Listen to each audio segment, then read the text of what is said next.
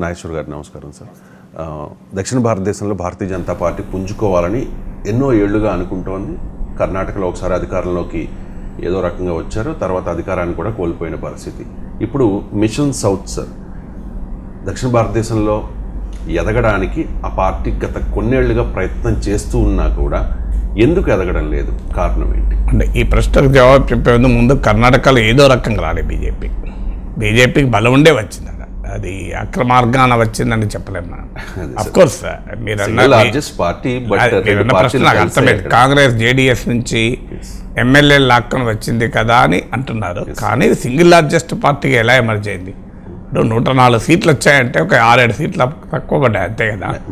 So అధికారము అక్రమార్గం కావచ్చు, కానీ బలం లేకుండా రాలేదు.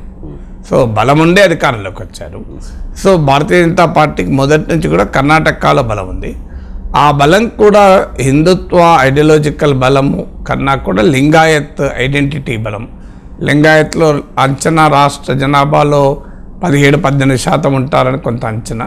అయితే ఇటీవల జరిగిన క్యాస్ట్ సెన్సెస్లో అంత ఉండరని కూడా అంటున్నారు. బట్ ఏదైనా సిగ్నిఫికెంట్ నెంబర్ అది. సో లింగాయత్ కమ్యూనిటీ అనేది ఆ కర్ణాటక రాజకీయాల్ని శాసిస్తుంది. ఇప్పుడు మనకు ఈవెన్ పక్కనున్న జైరాబాద్లో కూడా ఆ కాన్స్టిట్యున్సీ కూడా లింగాయత్ పాపులేషన్ ఎక్కువ. అందుకొరకు అక్కడ కూడా లింగాయత్ అభ్యర్థి కొరకే బీబీ పాటిల్ని బీఆర్ఎస్ ఎంపీని తీసుకుంది. సో అందువల్ల లింగాయత్ ఐడెంటిటీ అంటే కాస్ట్ అండ్ రిలీజన్ ఈ రెండింటి కాక్టైల్లో బీజేపీ గడ గెలుస్తూ బలపడుతూ వచ్చింది. సో ఇక్కడ మినహాయిగా తెలంగాణలో కాస్త కొన్ని పాకెట్స్లో బలం, కానీ భారతీయ జనతా పార్టీకి ఇతర ప్రాంతాల్లో విస్తరించకపోవటానికి ప్రధానమైన కారణం ఏంటంటే బీజేపీ ఐడియాలజికల్ ప్రాజెక్టుకు సౌత్ ఇండియాలో ఉన్న సోషియో పొలిటికల్ ఈడియం అంటే సామాజిక రాజకీయ స్వభావానికి పొసగదు. ఎందుకంటే ఇప్పుడు మతం ఆధారంగా రాజకీయాలు మన సౌత్ ఇండియాలో మీరు తీసుకుంటే మతం ఆధారంగా కాదు, ఆ రాజకీయాలకు రకరకాల ప్రజా అంశాలు ఉంటాయి. ఇప్పుడు మీరు ఆంధ్రప్రదేశ్ తీసుకుంటే అది 1953లో ఆంధ్ర రాష్ట్రం ఏర్పడినప్పుడే మతం ఆధారిత పోరాటం కాదు, భాష ఆధారిత పోరాటం. అందువల్ల మొత్తం సౌత్లో మీరు గమనిస్తే language identity is stronger than religious identity. భాషాపరమైన అస్తిత్వము అనేదే బలమైంది. ఇప్పుడు తమిళ భాషావాదము, అలాగే మీకు భాషా ప్రయుక్త రాష్ట్రాల కొరకు జరిగిన పోరాటంలో కూడా సౌత్ ఇండియన్ నాయకత్వం వహించింది. విశాలాంధ్ర ఉద్యమము మీకు 1953లో మద్రాస్ ప్రెసిడెన్సీ నుంచి విడిపోయి ఆంధ్ర రాష్ట్రం ఏర్పడటానికి కూడా బలమైన భాషా అస్తిత్వమే కారణం. భాషా అస్తిత్వంలో హిందూ ముస్లిం అనే తేడా లేదు. మీకు హిందువులైనా ముస్లింలైనా ఆంధ్ర ప్రాంతంలో మాట్లాడే తెలుగు భాషే. సో అందువల్ల మీకు తమిళనాడులో హిందువైనా ముస్లిం అయినా నేను తమిళుడిని అని మొదలు భావిస్తారు. అంటే ప్రతి మనిషికి మల్టిపుల్ ఐడెంటిటీస్ ఉంటాయి. నేనున్నాను అనుకోండి, నేను ఎవరు అని అడిగితే నేను మానవుణ్ణి, నేను ఒక తృతీయ ప్రపంచ దేశ థర్డ్ వరల్డ్ సిటిజన్ను, నేను ఆసియా ఖండ వాసిని, నేను సగర్వంగా భారతీయుణ్ణి, నేను తెలుగువాణ్ణి, ఇలా రకరకాల ఐడెంటిటీస్ ఉంటాయి మనిషికి. సో ఈ ఐడెంటిటీస్ అన్నీ పరస్పర విరుద్ధమైన ఐడెంటిటీస్ ఏం కాదు. ఒక వ్యక్తి హిందూ కావచ్చు, తెలుగువాడు కావచ్చు, తెలంగాణ వాడు కావచ్చు, ఈ 3 ఐడెంటిటీలు ఒక్కరికి ఉండొచ్చు కూడా. అయితే ఇందులో ఏ ఐడెంటిటీని ప్రొవోక్ చేస్తారని నార్త్కు బీజేపీకి బలమన్న నార్త్ అండ్ వెస్ట్లో మతపరమైన అస్తిత్వం. గుజరాతీ అయినా ఇప్పుడు అమిత్ షా ఏమంటాడు, గుజరాతీ భాషను ప్రమోట్ చేయడం మీరు గమనిస్తే హిందీని ప్రమోట్ చేస్తాడు. అందువల్ల 1 లాంగ్వేజ్ 1 రిలీజన్ అనే భావన ద్వారా ప్రజల్ని యునైట్ చేయడం అనేది బీజేపీ రాజకీయం. ఇందుకు పూర్తి భిన్నమైంది సౌత్ ఇండియా. సౌత్ ఇండియాలో మతం కాదు ప్రజలను ఐక్యం చేసేది, మతేతర సెక్యులర్ అంశాలు ప్రజలను ఐక్యం చేస్తాయి. మీరు ఆంధ్ర రాష్ట్రంలో నేను చెప్పినట్లు భాషాపరమైన అస్తిత్వము డామినేట్ చేసింది, మీకు భాషాపరమైన చైతన్యము డామినేట్ చేసింది. తర్వాత మీకు తెలంగాణలో కూడా మళ్ళీ మతం కాదు, ప్రాంతీయ అస్తిత్వము, తెలంగాణ వాదము తెలంగాణను యునైట్ చేసింది. అది 1960sలో కావచ్చు, మలి దశ ఉద్యమాల్లో మనం చూసాం. అలాగే తమిళనాడులో తమిళ భాషా చైతన్యము తమిళ సాంస్కృతిక చైతన్యమే బలమైనటువంటి ప్రజల ఐక్యతకు ప్రాతిపదిక. తర్వాత మీకు అక్రాస్ ద సౌత్ ఇండియా, కేరళలో కానీ, తెలంగాణలో కానీ, ఆంధ్రాలో కానీ కమ్యూనిస్ట్ ఉద్యమాలు, నక్సలైట్ ఉద్యమాలు వర్గం ఆధారంగా ప్రజలను ఐక్యం చేశాయి. అంటే అటు కులము కాదు, మతము కాదు, ప్రాంతము కాదు, ఈవెన్ భాష కూడా కాదు. సో దోపిడీకి గురవుతున్నటువంటి ప్రజానీక్యం ఎవరైనా ఐక్యం కావాలని తెలంగాణలో జరిగిన సాయుధ రైతాంగ పోరాటం, నిజాం వ్యతిరేక, రజాకర్ వ్యతిరేక, భూస్వామ్య వ్యతిరేక పోరాటానికి కులం లేదు, మతం లేదు, భాష లేదు, ప్రాంతం లేదు. మీకు బెంగాలీ కవి వచ్చి కూడా ఇక్కడ పులకరించిపోయి కవితలు రాశాడు. అది మగ్దుమ్ మొయినుద్దీన్ కావచ్చు, అది డాక్టర్ దాశరథి కావచ్చు. నా తెలంగాణ కోటి రతనాల వీణ అని దాశరథి అంటే మగ్దుమ్ మొయినుద్దీన్ కూడా ఉర్దూలో ఎలుగెత్తి చేశాడు. ఆ రకమైనటువంటి చైతన్యము అంటే భాషకు, కులాలకు, మతాలకు అతీతంగా వర్గ చైతన్యం ఆధారంగా ప్రజలు ఐక్యమయ్యారు. ఇప్పుడు మీరు కేరళలో హిందూ, ముస్లిం, క్రిస్టియన్ 3 మతాలకు చెందిన పాపులేషన్ బలంగా ఉంటారు. కానీ అక్కడ మతపరమైన అస్తిత్వం ప్రజలను ఐక్యం చేయడం లేదు. మీకు అక్కడ అందుకే మీకు అక్కడ బీజేపీ ఎదగడం లేదు. సో ఇలా బీజేపీ ఏమో మతం పేరిట, మత అస్తిత్వం పేరిట ప్రజల్ని ఐక్యం చేయడము, ఒక రకమైనటువంటి మత ఆధారిత రాజకీయ సమీకరణ చేస్తే సౌత్ ఇండియా అందుకు భిన్నమైంది, ఎక్సెప్ట్ కర్ణాటక. ఇది మొదటి కారణం. భాషాపరమైన, ప్రాంతీయపరమైన, వర్గపరమైన చైతన్యము, అస్తిత్వము సౌత్ ఇండియాలో బలం. రెండవది ఎప్పుడు కూడా మతము ప్రభావము, మతము వేరు, మత మౌఢ్యము వేరు, మతం వేరు, మత అస్తిత్వము వేరు. ప్రతి మనిషిని మతం ఇన్స్పైర్ చేస్తుంటుంది. ఇప్పుడు మనం ఉదయాన్నే భగవద్గీత శ్లోకం, ఘంటసాల శ్లోకం ఎన్ని కోట్లాది మంది ప్రజల ఇళ్లల్లో ఉదయాన్నే ఉంటుంది. నేను కూడా చిన్నప్పటి నుంచి, మా నాన్న ఉన్నప్పటి నుంచి ఉదయం లేవగానే భగవద్గీతతోనే స్టార్ట్ అయ్యేది వినడం. మన బెడ్ మీదకి లేసే వరకే మాకన్నా ముందే లేసి మా నాన్న భగవద్గీత పెట్టి వింటూ ఉండేవాడు. సో అలా మనం అందరము ఇన్స్పైర్ అవుతాం. కానీ ఈ ఇన్స్పిరేషన్ ఎక్కడికి పోతుంది? మన ఆధ్యాత్మిక చైతన్యానికి, వ్యక్తిని సమూలంగా సంస్కరించుకోవటానికి మాత్రమే మతపరమైన భావనలు ఉపయోగపడతాయి. కానీ భారతీయ జనతా పార్టీ ప్రయత్నం ఏంటంటే మతం ఆధారంగా రాజకీయ అస్తిత్వం, మతం ఆధారంగా ఈ విద్వేష అస్తిత్వము. ఇప్పుడు మీకు ప్రజ్ఞా సింగ్ ఠాకూర్, రమేష్ బిధూరి వాళ్ళకి ఇప్పుడు టికెట్లు ఇవ్వలేదు, అది మాట్లాడుకోవచ్చు మనం సెపరేట్గా. కానీ ఇలాంటి వాళ్ళందరూ రోజు చేసే పని ఏంటి? సాక్షి మహారాజ్.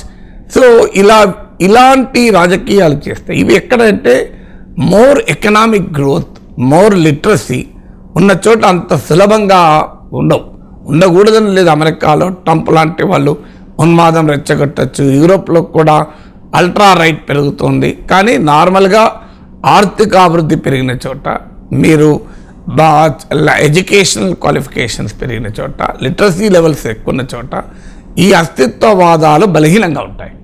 సో ఉండవని కాదు, కానీ ఈ సౌత్ ఇండియాకి వచ్చే వరకు అదే ఒక ముఖ్యమైన అంశం. నార్త్ అండ్ వెస్ట్తో పోలిస్తే it's more economical advance, more enlightened societies. Literacy నేను చెప్పడం కాదు, మీకు రాజగోపాల్ అని కేరళకు చెందిన బీజేపీ నాయకుడు ఉండే, ఆయన అడిగారు ఎందుకు మీరు కేరళలో పెరగడం లేదు అంటే అక్కడ లిటరసీ రేట్ ఎక్కువ అండి అన్నాడు. అందుకే పినరాయి విజయన్ ఎవరు అడిగారు మీరు బీజేపీని ఎలా ఎదుర్కొంటారంటే ఇంకా లిటరసీ పెంచుతామండి అన్నాడు. ఇప్పుడు ఆయన నవ్వుతూ, అంటే ఆల్రెడీ 100% లిటరసీకి వచ్చేసాడు. సో అందువల్ల మనకు ఈ తేడా, మనకు economic growth higher level of అయితే ఎకనామిక్ గ్రోత్ ఉన్నంత మాత్రానే ఇలాంటి వాదాలు ఉండొద్దని ఏం లేదు. ఇప్పుడు కర్ణాటక, బెంగళూరు భారతదేశంలోనే హయ్యెస్ట్ పర్ క్యాపిటల్ ఇన్కమ్ ఉన్న సిటీ. కానీ మరి అక్కడ ఎకనామిక్ గ్రోత్ ఉన్నా కూడా ఇలాంటి అస్తిత్వ రాజకీయం ఉంది కదా, మత అస్తిత్వం లేదా అంటే ఉంటుంది. కానీ రిలేటివ్లీ చూసుకున్నప్పుడు అడ్వాన్స్డ్ కంట్రీ, డెవలప్డ్ సొసైటీస్లో ఈ రకమైన భావాలకు యాంటీడోట్ ఉంటుంది. ఇక మూడవది సంస్కరణోద్యమాలు. సంఘ సంస్కరణోద్యమాలు బలంగా జరిగిన ప్రాంతాలు ఇవి. మీకు నార్త్ వెస్ట్లో పోలిస్తే మీకు కేరళ అనుడితోనే శ్రీ నారాయణ గురువు గుర్తొస్తాడు మనకు. మీకు కర్ణాటక అనుడితోనే ఒక బసవేశ్వరుడు గుర్తొస్తాడు. మీరు ఆంధ్ర తెలుగు వాళ్ళు అనడంతోనే ఒక కందుకూరి వీరేశలింగం గుర్తొస్తాడు. సో మనకు గుర్తొచ్చేటువంటి సంఘ సంస్కర్తలు కనబడతారు. మీకు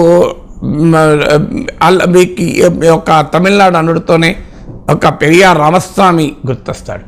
మీ గుజరాత్ అనుడితోనే ఎవరు గుర్తొస్తారు నాకు చెప్పండి. అందువల్ల ఒక మధ్యప్రదేశ్ అనుడితోనే ఎవరు గుర్తొస్తారు, ఒక సంఘ సంస్కరణోద్యమం ఎవరు గుర్తొస్తారు చెప్పండి. సో అందువల్ల ఈ రకమైనటువంటి సంఘ సంస్కరణోద్యమాలు ఏం చేస్తాయంటే రకరకాల జాడ్యాల పైన ప్రజల్ని ఇన్ఫ్లుయెన్స్ చేస్తాయి, ప్రజల్ని చైతన్యపరుస్తుంటాయి. అందుకే మీరు మహారాష్ట్ర చూడండి, ఇది మతపరమైన అస్తిత్వం ఉంటుంది, సంఘపరమైన సామాజిక అస్తిత్వం ఉంటుంది. ఎందుకంటే అంబేద్కర్, పూలే లాంటి మహనీయులు అక్కడ చేసిన కృషి వల్ల.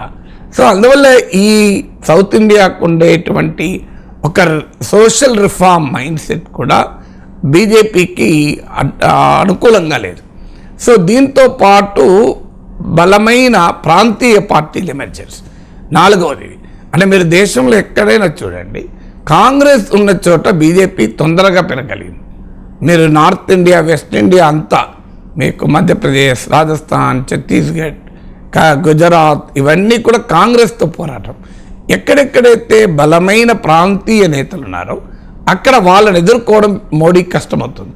మీరు బెంగాల్లో ఎంత చేసినా 42 సీట్లు 18 గెలిచారు.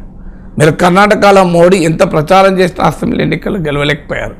తమిళనాడులో ఎన్ని ఉపన్యాసాలు ఇచ్చినా ఆడ ఒక్క సీటు గెలవడం కష్టమవుతుంది.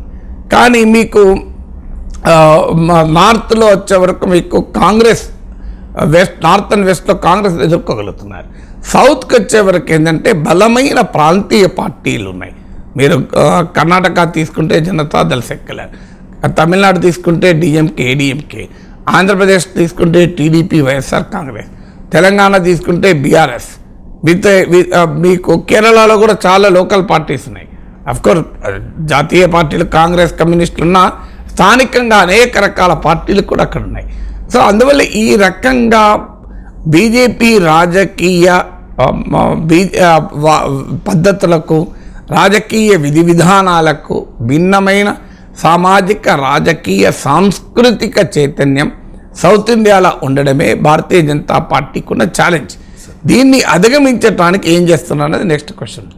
Right sir. మళ్ళీ మీరు సౌత్ ఇండియాలో ఇప్పుడు నేను తెలుగు రాష్ట్రాల గురించి మాట్లాడతాను. లేదు, తెలుగు రాష్ట్రాలు ఒకటే కాదు, సౌత్లో మనకు ఎందుకు మరి ఏం చేస్తోంది బీజేపీ అంటే, ఒకటి పొత్తుల ద్వారా ఎదగాలని చూస్తుంది.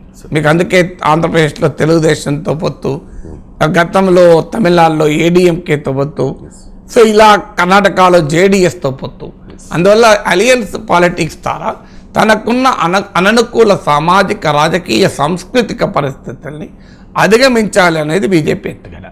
రెండవది హిందుత్వ రాజకీయాల్ని అననుకూల భూమిలోకి కూడా తీసుకెళ్ళగలడం, అది బీజేపీకి ఉన్న ప్రతి. తమిళనాడు వాస్తవంగా హిందుత్వ పాలిటిక్స్కి యాంటీ తీసి ద్రవిడియన్ ఉద్యమం. కానీ ఆడ ఎప్పుడైతే ద్రవిడియన్ విలువలు దెబ్బతిన్నాయో, ద్రవిడియన్ మూమెంట్కు ఉండే ఐడియాలజికల్ భూమిక, ఐడియాలజికల్ ప్యూరిటీ ఎప్పుడైతే సంకుచిత స్వార్థ రాజకీయాల కొరకు డైల్యూట్ చేశారో, బీజేపీ దాన్ని ఎక్స్ప్లాయిట్ చేస్తూ అన్నామలై నాయకత్వంలో అక్కడ రకరకాల యాత్రలు పెట్టి ఎక్స్ప్లాయిట్ కావాలని చూస్తుంది. తెలంగాణలో కూడా జరిగింది అదే. మీకు బలమైన తెలంగాణ ఉద్యమ ఆధారంగా రాజకీయ భూమిక జరిగింది. మీకు 2014 ఎన్నికలు ఎందుకు ఉదాహరణ, 2018 ఎన్నికలు ఎందుకు ఉదాహరణ. 2014లో తెలుగుదేశం పార్టీ అంటే విభజనకు వ్యతిరేకము తెలంగాణ టీడీపీ, రెండు కళ్ళ సిద్ధాంతం విమర్శలు ఎదుర్కొన్న చంద్రబాబు నాయుడు నాయకత్వం టీడీపీకి 15 సీట్లు వస్తే బీజేపీకి 5 సీట్లు వచ్చాయి 2014లో. అలాగే 2018లో 1 సీటే వచ్చింది.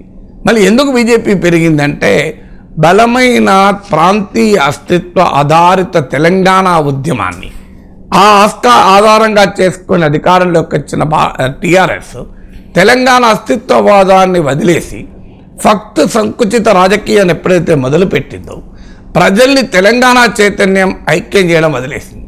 ప్రజలకు ఎప్పుడైతే తెలంగాణ చైతన్యం ఐక్యం చేయలేదో మతపరమైన చైతన్యాన్ని ఉపయోగించి బీజేపీ ఎమర్జ్ కాగలిగింది. అందుకే జిహెచ్ఎంసీ ఎన్నికలు ఎందుకు ఉదాహరణ.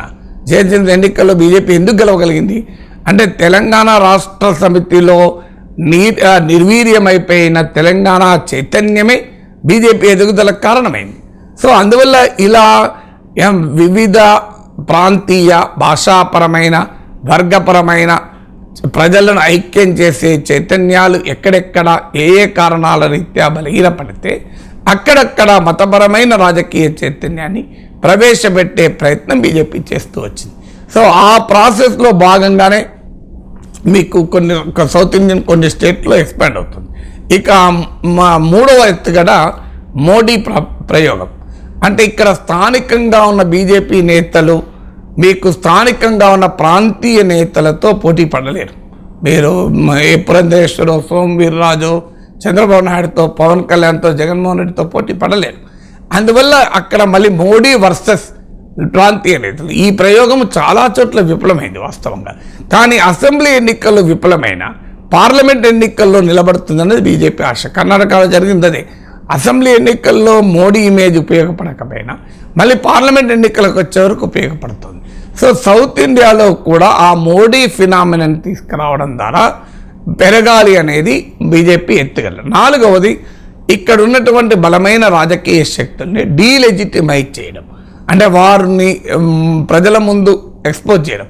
అందులో భాగంగానే పరివారవాదమని, భ్రష్టాచారని, ఇందులో అలాంటి అవినీతి ఆరోపణలు చేయడం, మళ్ళీ వాళ్ళతో కలవడం కూడా చూస్తున్నాం. కర్ణాటకలో జేడీఎస్, ఆంధ్రప్రదేశ్లో తెలుగుదేశం. బట్ స్టిల్ ఇక్కడ ఉన్నటువంటి రాజకీయ శక్తుల్ని డీలెజిటిమైజ్ చేయడం ద్వారా బీజేపీ ఎక్స్పాండ్ కాగలుగుతుంది. అందువల్ల సౌత్ ఇండియా మిషన్ సౌత్ ఇండియాకు అడ్డంకిగా ఉన్న అంశాలను అర్థం చేసుకోవాలి. దానికి కౌంటర్గా బీజేపీ రచిస్తున్న వ్యూహాన్ని అర్థం చేసుకోవాలి. Right sir. 2018తో పోలిస్తే 2023లో భారతీయ జనతా పార్టీ తెలంగాణలో పుంజుకుంది. అప్పుడు 1, ఇప్పుడు 8 స్థానాలు. అప్పుడు 4 పార్లమెంట్ స్థానాల్లో గెలిచింది 2019లో. ఇప్పుడు అంతకు మించి గెలుస్తామని చెప్తూ ఉన్నారు. సో తెలంగాణలో భారతీయ జనతా పార్టీ ఎదుగుతోందా? మీరే లెక్కలే ఎదుగుతుందని తెలుస్తున్నప్పుడు ఎదుగుతుందా అంటే నేను ఏమన్నా 1 నుంచి 8 పెరుగుతాయి. 1-8 అయింది సార్. అది ఎదగడం కాదా? 7% 20% పెరగడం ఎదగడం కాదా? ఎదగడమే సార్. 7% 14% పెరగడం ఎదగడం కాదా? ఎదగడం ఎదుగుతున్నారు అంటే వీళ్ళ గణాంకాలు మీరే చెప్పారు. ఆ గణాంకాలు చూస్తున్న అర్థమవుతుంది. 2018 ఎన్నికల్లో ఒకే ఒక అసెంబ్లీ సీట్ గెలుచుకుంది భారతీయ జనతా పార్టీ. కానీ తర్వాత జరిగిన లోక్సభ ఎన్నికల్లో 4 ఎంపీ స్థానాలు వచ్చాయి. అదే ఎదుగుతున్నట్టే కదండి. మరి క్వశ్చన్ చెప్పిన గణాంకాలే సాక్ష్యం కదా ఎదుగుతున్నారు. ఇలా క్వశ్చన్ ఏమున్నది? ఇక ఎదుగుతున్నారని మీరే గణాంకాలు చెప్పారు. 7 నుంచి 14% అయింది అసెంబ్లీ ఓటింగు. 2018లో 7% గెలిచిన ఓటింగ్ వచ్చింది. 2019కి వచ్చేసరికి 20% ఓటింగ్ వచ్చింది. మీరు 2018లో 1 అసెంబ్లీ సీట్లు గెలుచుకుంటే 2019లో 4 లోక్సభ సీట్లు గెలుచుకున్నారు. ఇప్పుడు ఏకంగా 8 అసెంబ్లీ సీట్లు గెలుచుకున్నారు. ఈ గణాంకాలే సాక్ష్యం ఎదుగుతోంది. అది అంటే ఇంతకన్నా ఎక్కువ ఇప్పుడు ఈ గణాంకాలను కాదనగలిగే పరిస్థితి ఎవరికి ఉంటుంది? అందువల్ల బీజేపీ తెలంగాణలో ఎదుగుతుందా అంటే మీరు చెప్పిన గణాంకాలే సాక్ష్యం ఎదుగుతున్నాయని. దీనికి కాదని ఎవరైనా అంటే అంతకన్నా మూర్ఖత్వం ఇంకోటి ఉండదు. తెలంగాణలో ఎదుగుతున్నది నిజం. ఎందుకు ఎదుగుతున్నది అనేది క్వశ్చను. అలాగే ఎదగడం ఎక్కడి దాకా ఉంటుందన్నది క్వశ్చను. లాస్ట్ టైం అసెంబ్లీ ఎన్నికలకు, లోక్సభ ఎన్నికలకు చూపినంత పర్ఫార్మెన్స్ ఇప్పుడు మళ్ళీ చూపుతుందా అన్నది క్వశ్చన్. ఇది 3 క్వశ్చన్. ఎదుగుతుందా అన్నది క్వశ్చన్ కాదు, ఆ రేంజ్లో ఎదుగుతుందా అనేది. సో ఈ 3 క్వశ్చన్లలో ఒకటి ఎదుగుతున్న మాట నిజం. ఎందుకు ఎదుగుతున్నది అంటే సాధారణంగా మనకు కనబడుతుంది బీఆర్ఎస్ పట్ల ఉన్న అసంతృప్తిని బీజేపీ ఉపయోగించుకోగలిగింది. కాంగ్రెస్ పార్టీలో ఉన్న పరిమితుల్ని, బలహీనతలు ఉపయోగించుకుంది. అందుకే మీరు కాంగ్రెస్ ఎప్పుడైతే పుంజుకుందో ఆటోమేటిక్గా మీకు బీజేపీ దెబ్బతిన్నది మీరు గమనిస్తే. అందువల్ల బీజేపీకి కొంత సాంప్రదాయంగా బలం ఉంది. సో నేను ఇంతకుముందే చెప్పినట్లు ఎప్పుడైతే ప్రజలు ఒక సెక్యులర్ రాజకీయ సామాజిక చైతన్యంతో ఐక్యమయ్యేటువంటి స్వభావాన్ని కోల్పోతూ ఉంటారో అప్పుడు మతపరమైన అస్తిత్వం కూడా బలపడుతూ ఉంటుంది. ఇది అనివార్యంగా జరిగే పరిణామం.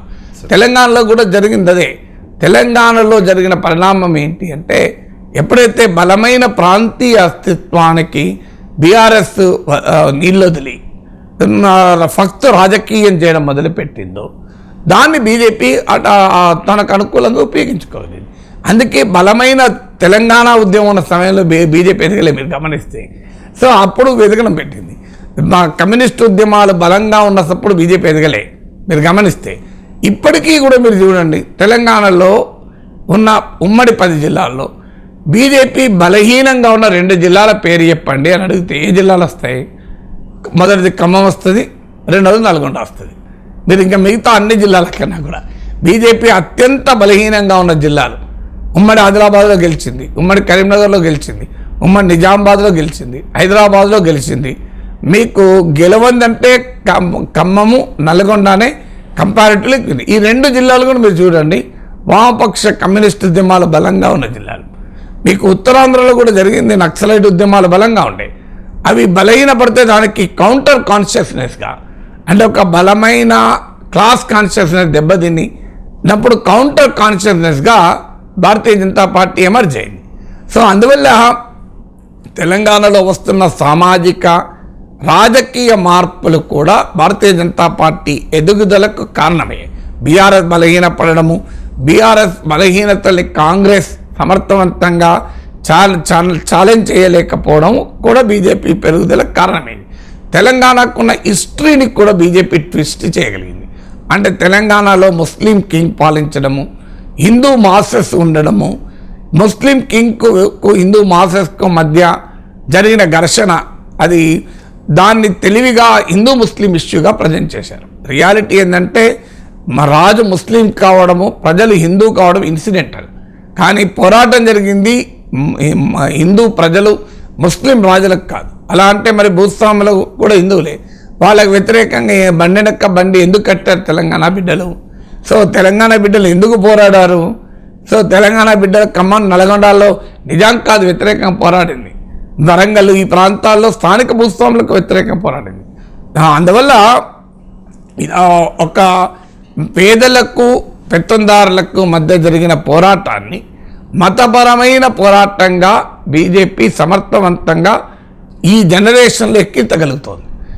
అందుకు ఉదాహరణ రజాకర్ సినిమా. ఇదంతా ఎక్కడైతే కమ్యూనిస్టులు బాగా బలహీనపడ్డారో, కమ్యూనిస్టులు తెలంగాణ హిస్టరీలో తమకున్న ఉజ్వల పాత్రను కూడా బలంగా చెప్పుకోలేకపోతున్నారో, ఎప్పుడైతే కమ్యూనిస్టు పొలిటికల్గా ఐడియాలజికల్ ఇన్ఫ్లుయెన్స్ గణనీయంగా తగ్గిందో, తెలంగాణకు ఉన్నటువంటి ఈ హిస్టరీని కూడా బీజేపీ జాగ్రత్తగా డిస్టార్ట్ చేసుకోగలుగుతుంది. ఈ జనరేషన్కి తెలియదు. ఇప్పుడు అది 70 ఏళ్ల కింద జరిగినటువంటి పోరాటాలు. సో అందువల్ల ఈ కారణాల రీత్యా తెలంగాణలో బీజేపీ విస్తరిస్తుంది. సో తెలంగాణలో బీజేపీ విస్తరణ జరుగుతున్నది నిజం, ఎదుగుతున్న దానికి గణాంకాలే నిజం. సో దీనికి ఎక్కడి దాకా ఎదుగుతుంది అనేది నెక్స్ట్ క్వశ్చన్ వస్తుంది. ఎక్కడి దాకా ఎదుగుతున్నది? 1 నుంచి 8 సీట్లు, 80 సీట్లు కాలే, 80 కాదు 30-40 సీట్లు కూడా. ఎందుకు ఎదగడం లేదు అన్నప్పుడు చేసే వ్యూహాత్మక తప్పిదాలు. సో ఎందుకంటే ఏ సమయంలో ఏ రాజకీయ వ్యూహం పండితే అది ఉంటుంది. మీకు ఉమ్మడి రాష్ట్రంలో కూడా బీజేపీ బాగా పెరుగుతున్న సమయంలో తెలివిగా చంద్రబాబు నాయుడు లెఫ్ట్తో ఉన్న పొత్తును పక్కకు పడేసి డస్ట్బిన్లో పడేసి కార్గిల్ వార్ నేపథ్యంలో ఇమీడియట్గా బీజేపీతో పొత్తుకొచ్చాడు. బీజేపీ చేసిన పెద్ద పొరపాటు అదే. సో ఒకవేళ ఆ రోజు కనుక చంద్రబాబు నాయుడు టీడీపీతో పొత్తు పెట్టుకుని ఉండకపోతే బీజేపీ చాలా బలపడేది. అందుకే బీజేపీలో ఇప్పటికీ ఒక బలమైన వర్గము ఆంధ్రప్రదేశ్లో కూడా టీడీపీతో పొత్తు వద్దనడానికి కారణం అది. అందువల్ల పొత్తులు ప్రతి సందర్భంలో పార్టీలు పెంచవు. ఇప్పుడు కమ్యూనిస్టులు 2009లో తెలుగుదేశంతో పెట్టుకున్న పొత్తు ఆ పార్టీలను దెబ్బతీసింది. మీరు అప్పటి నుంచి ఇప్పటి వరకు కూడా కోలుకోలేదు. మీరు గమనించండి. ప్రజారాజ్యంతో కనుక 2009లో పెట్టుకొని ఉంటే డెఫినెట్గా కమ్యూనిస్టులకు 25-30 సీట్లు వచ్చేది. అసలు రాష్ట్ర రాజకీయాలు వేరుగా ఉండేవి. సో అందువల్ల ఆ చారిత్రక తప్పిదాలు చేస్తూ ఉంటాయి రాజకీయ పార్టీలు. ఆ తర్వాత మొన్న ఇటీవల బీజేపీ దుబ్బాక, హుజూరాబాద్, జిహెచ్ఎంసీ పెరుగుతున్న సమయంలో మళ్ళీ పెద్ద వ్యూహాత్మక తప్పిదం. బండి సంజయ్ని మార్చి ఒక బలమైన మెసేజ్ను తెలంగాణ ప్రజలకు పంపించారు. కేసీఆర్తో కుమ్ముక్కయ్యారు అన్న అనుమానం కలిగించారు. సో దాంతోపాటు కవిత అరెస్ట్ విషయంలో జరిగిన వ్యవహారం. సో ఇవన్నీ జరిగే వరకు ఏమైందంటే మళ్ళీ ఒకసారి బ్రహ్మాండంగా పెరిగే అవకాశం వస్తే చేజేతిలో సెల్ఫ్ గోల్. ఇప్పుడు కూడా అవకాశాలు వస్తున్నాయి, కానీ మళ్ళీ చేజేతిలో చేయదు అంటే సొంత పార్టీ నాయకుల మీద నమ్మకం లేదు జాతీయ నాయకత్వానికి. హోమ్ గ్రోన్ క్యాడర్ అంటే నీ ఇంట్లో పెరిగి నీ సైద్ధాంతిక పరివారంలో పెరిగిన వారికన్నా ఎవరో వచ్చి ఏదో చేస్తారని ఎదురు చూసి మోసపోతుంది బీజేపీ జాతీయ నాయకత్వం. బండి సంజయ్ మీద నమ్మకం ఉండదు బీజేపీ లీడర్షిప్కు, కానీ ఈటల రాజేందర్పై నమ్మకం ఉంటుంది. మురళీధర్ రావు మీద నమ్మకం ఉండదు, ఈటల రాజేంద్ర పైన నమ్మకం ఉంటుంది, కిషన్ రెడ్డి పైన నమ్మకం ఉండదు, ఇంకెవరైనా వస్తారేమో, హరీష్ రావు వస్తాడేమో అని ఎదురు చూస్తూ ఉంటారు. సో బీజేపీ ఇప్పుడు అసెంబ్లీ ఎన్నికల్లో 119 సీట్లో 100 మందిని బయట వారిని పెట్టారు. ఇవాళ చూడండి లోక్సభ ఎన్నికలు అంతా బయట వారే, మీకు ఎక్కడ చూసినా బయట వారు. అంటే ఎప్పుడైతే పార్టీ తనకున్న బలానికి అదనంగా నీవు 100 రూపాయలు సంపాదిస్తూ 10 రూపాయలు అప్పు చేస్తే డెవలప్ అవుతావు. నువ్వు 10 రూపాయలు సంపాదిస్తూ 90 రూపాయలు అప్పు చేస్తే నష్టపోతావు. ఇది సింపుల్ ఆర్థిక ప్రిన్సిపల్ అండి, కామన్ సెన్స్ కదా. నీకు 100 రూపాయల ఆదాయం ఉంది, ఇంకో 10,000 అప్పు చేయి, 1,10,000తో ఏదైనా పని చేయి, నువ్వు సక్సెస్ ఎత్తు. చూడు, నీకు 10,000 ఉంది, 90,000 అప్పు చేయి. చాలా రేర్గా సక్సెస్ అవుతారు, అట్లా ఎక్కువగా నష్టపోతారు. బీజేపీ చేస్తున్నది అది. తనకున్న 90% బలానికి అదనంగా ఇతర పార్టీ నుంచి వచ్చిన 10-20% కలుపుకుంటే అప్పుడు బీజేపీ పెరుగుతుంది. కానీ బీజేపీ ఏం చేస్తోంది, ఉన్నది 20% ఇగ్నోర్ చేసి, వాళ్ళను నెగ్లెక్ట్ చేసి, వాళ్ళను బలిపెట్టి 80% బయట నుంచి వచ్చిన వాళ్ళకి ఇస్తున్నారు. ఇది ఒక పెద్ద వ్యూహాత్మక. అంటే బీజేపీ జాతీయ నాయకత్వానికి తెలంగాణలో దశాబ్దాలుగా ఆర్ఎస్ఎస్ పతాకాన్ని పట్టుకొని, బీజేపీ జెండా పట్టుకొని నిలబడ్డ కమిటెడ్ క్యాడర్ పైన విశ్వాసమే లేదు. లేనప్పుడు ఎన్నికలు గెలుస్తారండి బీజేపీ. ఇక్కడ ఎందుకని పెరుగుతారు? ఎంతమంది ఇప్పుడు మీకు మల్కాజ్గిరి వచ్చే వరకు మురళీధర్ రావు కనబడలేదు, రామచంద్రరావు కనబడలేదు, మళ్ళీ ఈటల రాజేంద్ర కనబడ్డాడు కదా. మీకు ఈ రకమైన మీకు నల్గొండ మీకు భువనగిరి వస్తే మళ్ళీ బయట వాళ్ళకే భువనగిరిలో బూర నరసయ్య గౌడ కనబడ్డాడు తప్ప మీకు ప్రేమేందర్ రెడ్డి కనబడలేదు, ప్రకాష్ రెడ్డి కనబడలేదు, వీళ్ళెవరు కనబడలే కదా. సో అందువల్ల బీజేపీ తన సొంత నాయకత్వాన్ని వదిలేసి ఇతర పార్టీ నుంచి వచ్చిన వాళ్ళే మమ్మల్ని ఉద్ధరిస్తారు, ఇతర పార్టీ నుంచి వచ్చిన వాళ్ళే మమ్మల్ని పెంచుతారు అనే భ్రమల్లో బీజేపీ ఉంది. సో ఇది భారతీయ జనతా పార్టీని బాగా తెలంగాణలో కూడా దెబ్బతీస్తుంది. అందువల్ల తెలంగాణలో అవకాశాలు ఉన్న మాట నిజం, ఇప్పుడు కూడా పెరుగుతుంది. ఈసారి ఇక మీకు అడిగిన 3వ క్వశ్చన్, మరి ఎక్కడి దాకా ఎదుగుతుంది? సో ఎదుగుతున్న మాట నిజం, ఎక్కడి దాకా ఎదుగుతుంది? సో నేను ఇంగ్లీష్లో ఒక ఈడియం చెప్పాను, స్ట్రైక్ బట్ నాట్ వూండ్ అని. అంటే కొడతారు కానీ గాయపరచరు. సో కొట్టడం మాత్రం ఒక్క కొట్టు దెబ్బ కొడితే కింద పడేంత కొడతారు, కానీ అది ప్రత్యర్థి గాయపడడం లేదు, సీటు రావడం లేదు. అందువల్ల నాకు ఇప్పటికీ నమ్మకం ఏంటంటే బీజేపీ ఓటింగ్ గణనీయంగా పెరుగుతుంది. ఈవెన్ నీకు 7% నుంచి 20% అయింది లాస్ట్ టైం. 2018 అసెంబ్లీ ఎన్నికల్లో 7% వస్తే 2019 లోక్సభ ఎన్నికల్లో 20% వచ్చింది. ఈసారి 2023 అసెంబ్లీ ఎన్నికల్లో 14% పెరిగింది. ఆ లెక్కన 42% పెరగదు. ఎందుకంటే స్టాటిస్టికల్గా అది సాధ్యం కాదు. మీకు 10 మార్కులు వచ్చిన వాడికి 20 మార్కులు రావడం సులభం, 100% గ్రోత్ తెచ్చుకోవడం పెద్ద కష్టం కాదు. కానీ 90 మార్కులు వచ్చిన వాళ్ళు 92 మార్కులు రావడం కూడా చాలా చాలా కష్టం. అంటే the base increases, growth suffers. ఇది బేసిక్ మ్యాథమెటికల్ ప్రిన్సిపల్. ఇప్పుడు మనం 15 నిమిషాల ప్రోగ్రామ్ అనుకోని అర్ధగంట మాట్లాడిన నాకే ఇబ్బంది ఉండదు, గంట మాట్లాడినా ఇబ్బంది ఉండదు. కానీ 4 గంటలు మాట్లాడిన తర్వాత ఇంకొక 5 నిమిషాలు మాట్లాడాలన్నా అంటాం 4 అవర్స్ అయిపోయినాక. సో ఏదైనా మీరు ఒక ఇడ్లీ తింటున్నారు, ఒక 4 ఇడ్లీ తినాలని 2 ఇడ్లీ తినాలనుకున్నారు, మీరు 4 వేస్తారు తినగలుగుతారు, 6 వేస్తారు తినగలుగుతారు, 10 ఇడ్లీ తిన్న తర్వాత చిన్న ముక్క కూడా తినలేరు. ఇది కూడా అంతే. ఏమవుతుందంటే స్టాటిస్టికల్గా ఏమవుతుంది, బేస్ పెరుగుతుంది. బీజేపీ 7 నుంచి 14 అయింది. అందువల్ల పర్సెంటేజ్ ఆఫ్ గ్రోత్ అనివార్యంగా సఫర్ అవుతుంది. అది అనుకోని రాజకీయ అనుకూల పరిణామాలు ఉంటే తప్ప. సో అందువల్ల ఇప్పుడు ఏం జరుగుతుంది అంటే నా అంచనా బీజేపీ పెరుగుతుంది. అది 25 కావచ్చు, 20 కావచ్చు, 30 దాకా కూడా పైన ఆశ్చర్యం లేదు కొన్ని నియోజకవర్గాలు. కానీ క్రిటికల్ మాస్ అంటారు, అంటే ఒక మార్పు క్వాంటిటేటివ్ మార్పు, క్వాలిటేటివ్ మార్పు అని ఉంటుంది. అంటే భౌతిక శాస్త్రంలో పరిమాణాత్మక మార్పు, గుణాత్మక మార్పుగా ఉంటుంది. పరిమాణాత్మక మార్పులు కనబడవు. ఇప్పుడు నీరు వేడి చేస్తున్న కొద్దీ ఆవిరి వెంటనే కాదు, ఆవిరయ్యే దశ పరిమాణాత్మక దశ కాదు, గుణాత్మక దశ. ఆ గుణాత్మక దశ రీచ్ కావటానికి అనేక పరిమాణాత్మక దశలు ఉంటాయి. సో ఇప్పుడు భారతీయ జనతా పార్టీ ఆ క్వాంటిటేటివ్ స్టేజ్ నుంచి క్వాలిటేటివ్ స్టేజ్, ఆ క్రిటికల్ మాస్ అటైన్ అయిందా అనేది, క్రిటికాలిటీ అటైన్ అయిందనే క్వశ్చన్. ఆ క్రిటికాలిటీకి అటైన్కి ఒక్క అడుగు ముందే వెనక్కే ఉంటుంది తప్ప ముందు ఉండకపోవచ్చని. కానీ అక్కడి నుంచి కనుక లేస్తే బీజేపీ తెలంగాణలో బలంగా అధికారంలోకి వచ్చే దశకు వస్తుంది. భారతీయ జనతా పార్టీ లక్షణము స్వభావం ఏంటంటే they will love to wait also. ఎంత తొందరపడతారో అంత ఆగగలుగుతారు కూడా.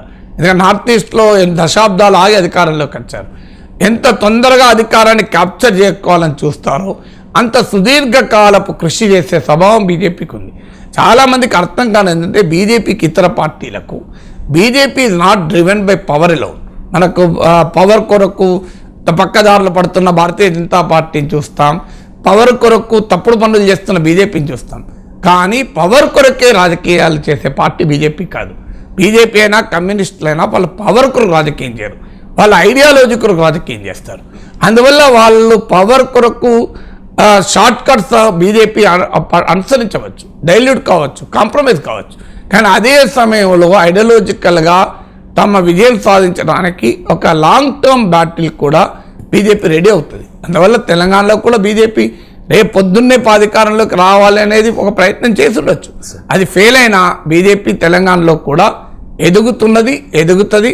వ్యూహాత్మక తప్పిదాలు చేయకపోతే ఇతర రాజకీయ పార్టీలు కనుక బీజేపీని ఎదుర్కోవడంలో ఫెయిల్ అయితే, ఇప్పుడు బీజేపీని ఎదుర్కోవడంలో కూడా ఎలక్టోరల్గా ఎదుర్కోగలుగుతున్నారు. ఇప్పుడైతే అది కూడా లేదు తెలంగాణలో.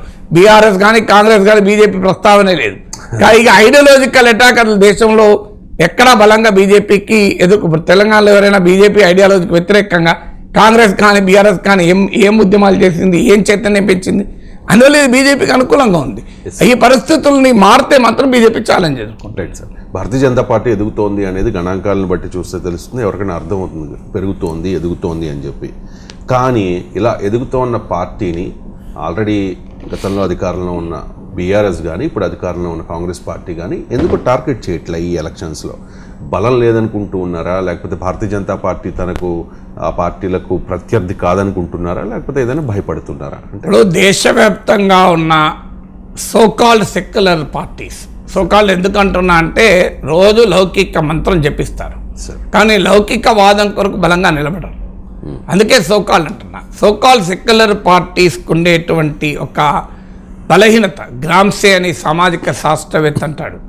సో బీజేపీని బీజేపీ లాంటి ఒక ఐడియాలజికల్ ఫోర్సెస్ను, బీజేపీ ఒకటే కాదు, ఎనీ ఐడియాలజికల్ ఫోర్స్ను ఎదుర్కోవాలంటే electoral battle and ideological battle, political battle and ideological battle.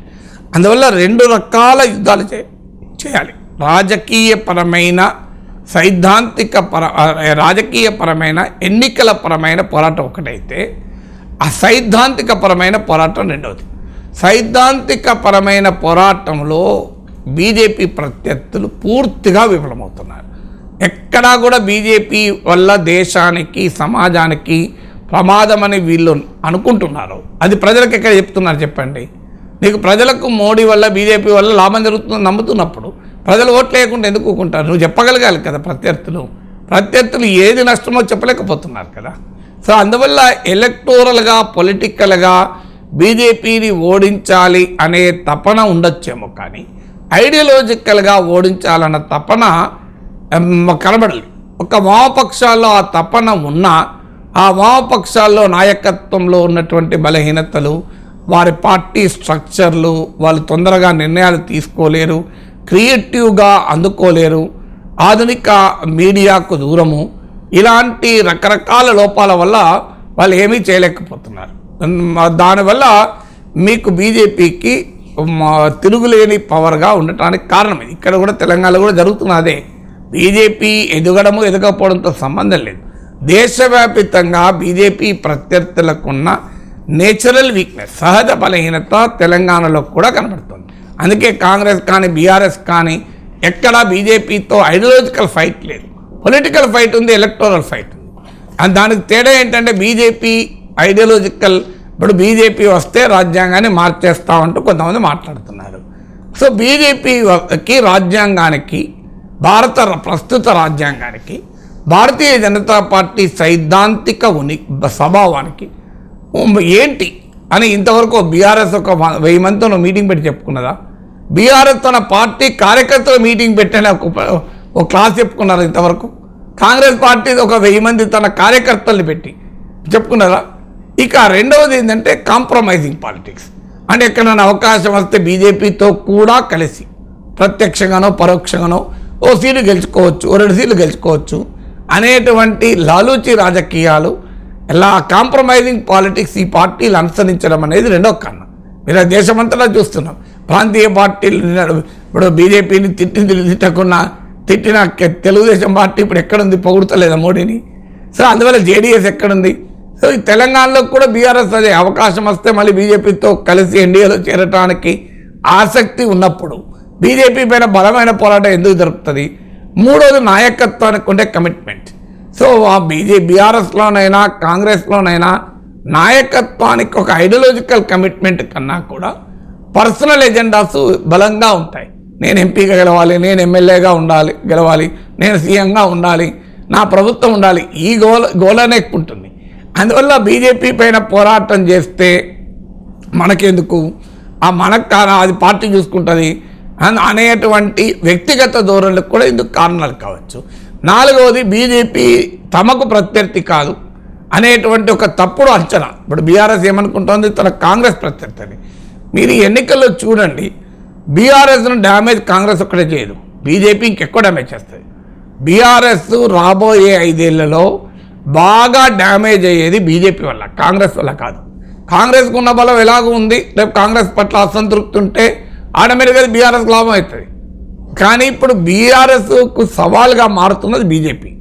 ఎందుకంటే కాంగ్రెస్ పట్ల అసంతృప్తి పెరిగితే అది ఆటోమేటిక్గా బీజేపీకి కూడా పోయే అవకాశం ఉంటుంది. ఇప్పుడు గతంలో జరిగింది అదే. బీఆర్ఎస్ వర్సెస్ కాంగ్రెస్ రాజకీయం ఉన్నప్పుడు కాంగ్రెస్ దెబ్బతిన్నది బీఆర్ఎస్ వల్ల కాదు, బీజేపీ వల్ల దెబ్బతిన్నది. ఎప్పుడైతే బీజేపీ పెరిగిందో అక్కడప్పుడు కాంగ్రెస్ దెబ్బతిన్నది. మీకు దుబ్బాక, జిహెచ్ఎంసీ, హుజూరాబాద్. ఎప్పుడైతే బీజేపీ దెబ్బతిన్నదో కాంగ్రెస్ అధికారంలోకి వచ్చింది. మీరు గమనిస్తే అంటే బీఆర్ఎస్ వర్సెస్ కాంగ్రెస్ రాజకీయం ఉన్నప్పుడు కాంగ్రెస్ పార్టీ అవకాశాలను దెబ్బతీసింది బీఆర్ఎస్ కాదు, బీజేపీ. ఇప్పుడు కూడా జరగబోయేది అదే. కాంగ్రెస్ వర్సెస్ బీఆర్ఎస్ ఉన్న రాజకీయంలో బీఆర్ఎస్ను దెబ్బతీసేది కాంగ్రెస్ కాదు, బీజేపీ దెబ్బతీస్తుంది. అందువల్ల మీకు నెక్స్ట్ ఎలక్షన్స్లో వరకు మీరు చూడండి, అన్లెస్ బీజేపీ మళ్ళీ హిస్టారికల్ బ్లండర్ చేయకపోతే బీఆర్ఎస్ను తినేస్తుంది. ఇది బీఆర్ఎస్కి అర్థం కావడం లేదు. ఇది బీఆర్ఎస్కి అర్థం కాక కాంగ్రెస్ పార్టీ పైన పోరాడితే మాకు సరిపోతుంది అనుకుంటున్నారు. కాంగ్రెస్ పార్టీ కూడా ఏంటంటే ఎదుగుతున్న బీజేపీ అర్థమవుతలేదు. సిమిలర్గా కేసీఆర్ కూడా అర్థం కాలే ఎదుగుతున్న బీజేపీ ఎదుగుతున్న బీజేపీ అర్థం కాక తన ప్రత్యర్థి కాంగ్రెసే అనుకొని కాంగ్రెస్ లేకుండా చేస్తే పని అయిపోతుంది అనుకుంటే ఏం జరిగింది? కాంగ్రెస్ దెబ్బతిన్న కొద్దీ బీజేపీ పుంజుకుంది. ఇప్పుడు కూడా కాంగ్రెస్ అలాగే అనుకుంటుంది, మేము బీఆర్ఎస్ని చావు దెబ్బతింటే మాకు తిరుగు ఉండదు అని. అంటే ఆ రోజు కేసీఆర్ చేసిన తప్పు ఇప్పుడు కాంగ్రెస్ చేస్తుంది తెలంగాణలో. ఇక అయిపోయా కేసీఆర్ని సంగతి చూస్తే అయిపోతుంది అని ఇంకా రోజు బీఆర్ఎస్ని అటాక్ చేస్తుంది. కానీ వీళ్ళకి అర్థం కావడం లేదు, బీఆర్ఎస్ దెబ్బతింటే బీజేపీ రూపంలో ఆ రోజు కేసీఆర్కి ఎదురైన అత్యంత శక్తివంతమైన సవాల్ ఎదురవుతుంది. కాంగ్రెస్ పార్టీ బీఆర్ఎస్ని ఎదుర్కోవడం సులభం, బీజేపీని ఎదుర్కోవడం చాలా కష్టం. బీఆర్ఎస్ కూడా అంతే, కాంగ్రెస్ని ఎదుర్కోవడం సులభం, బీజేపీని ఎదుర్కోవడం కష్టం. అందువల్ల రెండు పార్టీలు కూడా బీజేపీ పట్ల ఉండాల్సినంత అప్రమత్తంగా ఉండడం లేదు. అదే బీజేపీకి అడ్వాంటేజ్గా మారుతుంది. Right sir. అంటే బీఆర్ఎస్ బీజేపీని టార్గెట్ చేయకపోవడంలో, విమర్శలు చేయకుండా ఉండడంలో అర్థం ఉండవచ్చు. కానీ జాతీయ స్థాయిలో ప్రత్యర్థి పార్టీలైన కాంగ్రెస్ పార్టీ, భారతీయ జనతా పార్టీ, మరి కాంగ్రెస్ పార్టీ నాయకులు ఇక్కడ బీజేపీని ఎందుకు టార్గెట్ చేయడం లేదు? అంటే ఇక్కడ వారిక్కడ ఇప్పుడు మనకెందుకు అదేదో రాహుల్ గాంధీ పని అనుకుంటున్నట్టున్నారు. సో రాహుల్ గాంధీ చూసుకుంటాలే, మనం చూసుకోవాలి ఇక్కడ అని. సో అందువల్ల మీకు బాబ్రీ మసీద్ డిమాలిషన్ తర్వాత ఐయుఎంఎల్ పార్లమెంట్లో కాంగ్రెస్ ప్రభుత్వాన్ని మద్దతు ఉపసంహరించుకుంది. కేరళలో కాంగ్రెస్తో కలిసి అధికారంలో ఉంది. ఇదేంటి అని ఐయుఎంఎల్ నాయకుని అడిగితే, సో పార్లమెంట్లో మరి విడ్రా ఇక్కడ అంటే బాబ్రీ మసీద్ని అల్లా చూసుకుంటాడు, కేరళలో అధికారాన్ని మేమే చూసుకోవాలి కదా అన్నాడు. సో అంటే ఇక్కడ కూడా అంతే, ఏదో మోడీని ఎదుర్కోవడం అనేది ఢిల్లీలో రాహుల్ గాంధీ చూసుకుంటాడు, ఆయన చూసుకుంటాడు భారత్ జోడో భారత్ నాయ్ అని, మేము మాత్రం మా కేసీఆర్ని చూసుకుంటాం అనే ధోరణి తెలంగాణ కాంగ్రెస్ నేతల్లో కనబడుతుంది. అంటే మోడీకి మేము తగము, మా స్థాయి కాదు, మోడీతో మాకెందుకు, మళ్ళీ మోడీతో పెట్టుకుంటే ఈడీలు వస్తే ఏ వస్తాయో తెలియదు, అందువల్ల మాకు పంచాయతీ మోడీతో ఎందుకు, మా పంచాయతీ కేసీఆర్తో పెట్టుకుంటాం, మోడీతో మా రాహుల్ గాంధీ చూసుకుంటాడు అనేటువంటి ధోరణి తెలంగాణ కాంగ్రెస్ నాయకత్వంలో కనబడుతుంది. ఎందుకంటే వాళ్ళు ఇమీడియట్గా తమకు ప్రమాదం అని అంచనా రావడం లేదు, కానీ వాళ్ళకి అర్థమవుతుంది భవిష్యత్తులో బీజేపీ పెరిగితే ఏమవుతుందో అని. సో అందువల్ల ఇలా ప్రాంతీయ పార్టీలకు చాలా వాటికి బీజేపీ ఛాలెంజ్ అర్థం కాదు. మీకు తెలుగుదేశం ఇప్పుడు చంద్రబాబు నాయుడు బీజేపీతో పొత్తు పెట్టుకున్నాడు. మీరు చూస్తున్నాడు భవిష్యత్తులో ఏం జరుగుతుంది. ఈ పొత్తే చంద్రబాబు నాయుడు సవాల్గా మారుతుంది. మీరు కరెక్ట్ సమయంలో బీజేపీ బయటకు వస్తుంది. జూనియర్ ఎన్టీఆర్ ముందు పెట్టచ్చు, ఇంకెవరైనా ముందు పెట్టచ్చు, చంద్రబాబు నాయుడు సంగతి చూస్తుంది. ఇది ఎందుకంటే బీజేపీ చాలా నితీష్ కుమార్, రామ్ విలాస్ పాస్వాన్ ఎన్ని కుటుంబాలతో చేయలేదు ఇది. సో అందువల్ల ప్రాంతీయ పార్టీల అంటే బీజేపీ తప్పని కూడా అనలేము. బీజేపీ పెరగడానికి ఏం కావాలో అది బీజేపీ శాశ్వతంగా చంద్రబాబు సేవలో తరిస్తుందా? బీజేపీకి ఏం పని? బీజేపీ శాశ్వతంగా చంద్రబాబు సేవలు తరించదు. తనకు అవకాశాన్ని ఉపయోగించుకొని పెరగాలని చూసుకుంటుంది. అందువల్ల ప్రాంతీయ పార్టీలే కాదు, ప్రాంతీయ నేతలు కూడా బీజేపీ ఛాలెంజ్ను అర్థం చేసుకోలేరు. ఎందుకంటే మాకు కాదు కదా ప్రమాదం, మా మీదకి వస్తుందా అని, మాకు వచ్చిన రోజు కదా ప్రమాదం అనుకుంటారు. సో ఎందుకంటే ఇప్పుడు రేవంత్ రెడ్డి ఉన్నాడు, నాకేం ప్రమాదం బీజేపీతో, 8 మంది ఎమ్మెల్యేలు ఉన్నారు, వాళ్ళు మోడీ నన్నేం చేస్తుంది, నాకేం సంబంధం, ఈ ధోరణి ఉన్నట్టుగా కనబడుతుంది. ఇదే నష్టం చేస్తుంది, ఎందుకంటే బీజేపీకి అది అడ్వాంటేజ్గా మారుతుంది కదా. Right sir. ఇక భారతీయ జనతా పార్టీ రిలీజ్ చేసిన లిస్ట్ని మనం గమనిస్తే గతంలో లక్షల మెజారిటీ వచ్చిన వాళ్ళకి సీట్లు చాలామందికి దక్కలేదు. దాంతోపాటు విద్వేషపూరిత వ్యాఖ్యలు చేసిన కొంతమందికి టికెట్స్ రాలేదు సార్. వాళ్ళు చాలా సీనియర్ల పార్టీలో. ఉదాహరణకు రమేష్ బిధూరి, ఆయన south Delhi sitting MP. Anant Kumar Hegde, ఆయన 6 సార్లు ఎంపీగా గెలిచారు, కేంద్ర మంత్రిగా కూడా పనిచేశారు. పర్వేష్ సాహిబ్ సింగ్, ఆయన కూడా చాలా సీనియర్ నాయకుడు. ఇక ప్రజ్ఞా సింగ్ ఠాకూర్, వీళ్ళందరూ కూడా విద్వేషపూరిత వ్యాఖ్యలు చేసి వివాదాలకు కారణమయ్యారు. సో విద్వేషపూరిత వ్యాఖ్యలు చేసేవారిని మోదీ క్షమించరా? యోగి ఆదిత్యనాథ్ స్థితి అండి. యోగి ఆదిత్యనాథ్ విద్వేషపూరిత వ్యాఖ్యలు చేయడా? ఇప్పుడు ఉత్తరప్రదేశ్ ముఖ్యమంత్రి ఉన్న తర్వాత కాస్త తగ్గచ్చేమో. హేమంత్ బిశ్వాస్ శర్మ చేయడా? మరి వాళ్ళు ముఖ్యమంత్రులుగా ఉన్నారు కదా. రాజా సింగ్ విద్వేషపూరిత వ్యాఖ్యలు చేస్తారని కదా పార్టీ ఆయన సస్పెండ్ చేసింది. మరి ఆయన మళ్ళీ గోషామహల్ ఎమ్మెల్యేకి ఎందుకు పెట్టారు? అఫ్కోర్స్ ఎంపీగా ఇవ్వలేదు. ఎంపీగా ఇవ్వకపోయటానికి రాజా సింగ్ విద్వేషపూరిత వ్యాఖ్యలు చేస్తారని ఇవ్వలేదు అనుకోను. ఆయనను హైదరాబాద్లో పోటీ చేయబట్టి ఆయన ఆసక్తి చూపలేదు. ఆయనకు వేరే స్థానం ఇవ్వడానికి బీజేపీ సిద్ధంగా లేదు. ఎందుకంటే రాజా సింగ్ను జహీరాబాద్లో పెట్టడం కన్నా జహీరాబాద్లో బీబీ పార్టీలు వస్తే లాభం అనుకున్నారు. కానీ రాజా సింగ్ను పోటీ పెట్టద్దని బీజేపీ అనుకోలే. సో అందువల్ల మరి విద్వేషపూరిత వ్యాఖ్యలు చేసేవారిని పార్టీ దూరంగా పెడితే ఇవన్నీ వీళ్ళందరూ కూడా ఉండకూడదు కదా. అయితే బీజేపీకి వచ్చే వరకు కొత్త సవాల్ ఏంటంటే, ఒకప్పటి భారతీయ జనతా పార్టీ కాదు ఇది. దేశంలో అధికారంలో ఉన్న పార్టీ. ప్రధానమంత్రిగా నరేంద్ర మోడీకి గ్లోబల్ అవుట్ రీచ్ ఉంది. ఆయన ఒక విశ్వనాయకుడుగా ఎదగాలి అనేటువంటి కోరిక బలంగా ఉన్న నాయకుడు మోడీ. అది ఉండడం మంచిది. నరేంద్ర మోడీ విశ్వనాయకుడిగా ఎదిగితే ఆయనకు పర్సనల్గా లాభం ఉండొచ్చు, బీజేపీకి పొలిటికల్గా లాభం ఉండొచ్చు. కానీ ఆయన భారత ప్రధానమంత్రి కనుక భారతదేశానికి లాభం ఉంటుంది. అందువల్ల భారతీయుడిగా నేను సంతోషపడతా మోడీకి విశ్వనాయకుడిగా గుర్తింపు వస్తే. మోడీకే కాదు, ఎవరికి వచ్చినా మన ప్రధానమంత్రికి గుర్తింపు వస్తే మనకే లాభం కదా. సో అందువల్ల ఈ విశ్వనాయకుడిగా ఒక గ్లోబల్ స్టేట్స్మెన్గా ఎదగాలి అనేటువంటి ఒక కోరిక మోడీలో మనకు కనబడుతుంది. సో ఇందుకు ప్రయత్నంగానే G20 వ్యవహారం చూసాం. ఆయన చేసిన ఉపన్యాసం this is not the Ira of war అని పుటిన్తో చెప్పిన మాటలు ఇప్పటికీ వరల్డ్ వైడ్గా G20 డిక్లరేషన్లు కూడా ఆమోదించారు. అది సో ఈ గ్లోబల్ లీడర్గా ఎమర్జ్ అయ్యే క్రమంలో మోడీ ఇమేజ్ ఒక రకంగా ఉండాలి. అక్కడ కూడా ఈయన డివిసివ్ ఇమేజ్ ఉంటే పనిచేయదు. అందుకే యునైటెడ్ అరబ్ ఎమిరేట్స్తో సత్సంబంధాలు, సౌదీ అరేబియాతో సత్సంబంధాలు. అంటే దేశంలోమో యాంటీ ముస్లిం రెటోరిక్ ఉంటుంది, గ్లోబల్గా ముస్లిం కింగ్స్ను హక్ చేసుకుంటూ ఉంటాడు మోడీ. సో ఈ డూప్లిసిటీ అనేది కొన్ని సందర్భాల్లో ఇబ్బందులు తెస్తుంది. ఉదాహరణకు నుపుర్ శర్మ ఇష్టం వచ్చినట్టు కామెంట్ చేశారు. బీజేపీ జాతీయ అధికార ప్రతినిధి ఒక టీవీ ఛానల్లో. ఎక్కడ సమస్య వచ్చింది? మోడీ కల్టివేట్ చేస్తున్న ఇస్లామిక్ దేశాల్లో సమస్య వచ్చింది. UAE, మీకు కువైట్, ఖతారు, ఈ దేశాలన్నీ తీవ్రంగా స్పందించాయి. ఖతార్ అయితే మన భారత ఉపరాష్ట్రపతి Venkaiah Naidu official function banquet ఉండే, విందు ఉండే, దాన్ని క్యాన్సిల్ చేసి పడేశారు. సో అందువల్ల డొమెస్టిక్ పాలిటిక్స్కు బీజేపీ గ్లోబల్ అవుట్ రీచ్కు మధ్య ఉండేటువంటి కాంట్రడిక్షన్ వల్ల కొన్ని సందర్భాల్లో విజిబుల్గా ఒక లిమిట్లెస్ విద్వేషం.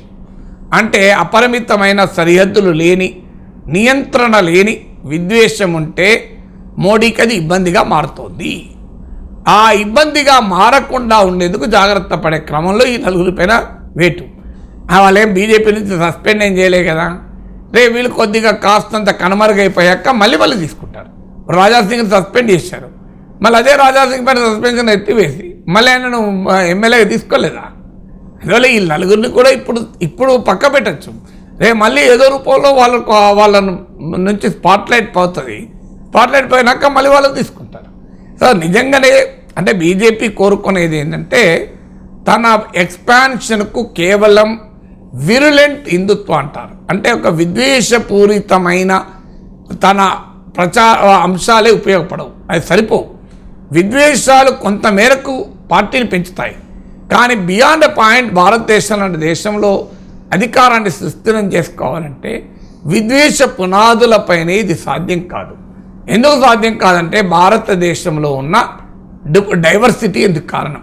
అనేక భాషలు, సంస్కృతులు, మతాలు, ఆచారాలు, సాంప్రదాయాలు ఉన్న దేశాన్ని రెండు మతాల మధ్య దేశంగా డివైడ్ చేయడం అంత సులభం కాదు.